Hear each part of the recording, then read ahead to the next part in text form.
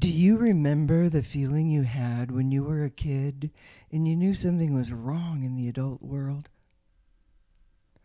How can a mother cause her daughter to suffer, take no action when she expresses fear about physical and emotional dangers? At 6, I felt confused and betrayed. Just a year before that, life was good. I felt confident, spontaneous, open-hearted. My heart was always open to Dad and open to Mother's dad. I'm 10 here, sitting between them. Grandpa taught me to love nature, to walk in the woods and notice the trillium, appreciate the tall cedars, and gaze at rivers and mountains. He was in love with the Pacific Northwest. He and his brother Carlos migrated from Florida to Seattle at 20-something with brides from North Georgia. Grandpa was a lawyer. 4 years beyond first grade, my hands still frozen by muscle memory and that clenched grip, as if Miss Riley might spring out of the wall, waving her ruler, and whack my knuckles if my hands weren't tied together. My spontaneity came back around Dad. My brother and I loved having him to ourselves at dinner time. Mother ate alone on her bed, reading mysteries.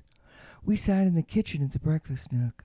Dad was a master conversationalist, comfortable with people of all backgrounds. He knew how to open people up, make them feel expanded. People said he was the kindest man they had ever met. He was well loved in Seattle. For the city news column he wrote for 25 years and as a public speaker. When I was 10, my cousin Tom and I were spending a weekend at Grandpa's. We'd been doing that since we were 5. We were looking for something in the basement and found an old photo album. The Wall family plantation, the world Grandpa got as far away from as he could without leaving the country.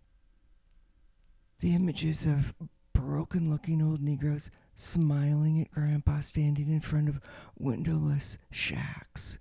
The cellar walls seemed to close in around me. My body felt their suffocated suffering. Maybe suffocated suffering is why I fell in love with flamenco music when I was 11. Started saving my babysitting money and house cleaning money to live in Spain, pounding rhythms like galloping horses. I knew that beyond the sheltered, integrated Garfield community where we lived, bigotry kept non-whites locked out. They didn't know what we knew. By high school, like the Black and Asian friends and locker partners with whom I shared my love, my lunch money, and my secret longings, I had a tribe. What kinds of hearts allowed slavery, land grabbing, segregation, and mass slaughters? Dad moved into the Garfield community when his Canadian-born Scottish-Irish parents moved there from upstate New York after his sister died. My mother embraced Dad's wish for his kids to have a double education. He got that at Broadway High. Dad died unexpectedly when I was 25. He never met his grandchildren. Jason, my oldest son, went to bilingual kindergarten in Encinitas, California. When his teacher told me he was the only Anglo who played with the Mexican children on the playground, my jaw dropped. Parents teach their children bigotry, I said. She nodded. My son Adam loves rivers. That's my church, he says. He feels the spiritual presence of Native Americans around him on the river. My son Ryan is sensitive to suffering and abuse. He and I now live in Colorado. Mom, he said the other day, you know that open field by you up near Arapahoe?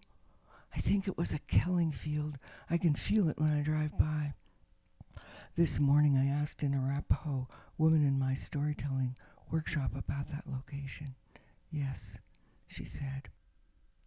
I left Garfield's sheltered community unprepared for thundering hatred. I'm still angry that people inflict suffering on others without feeling what they do, their hearts closed, their minds blocking out what they wish not to see.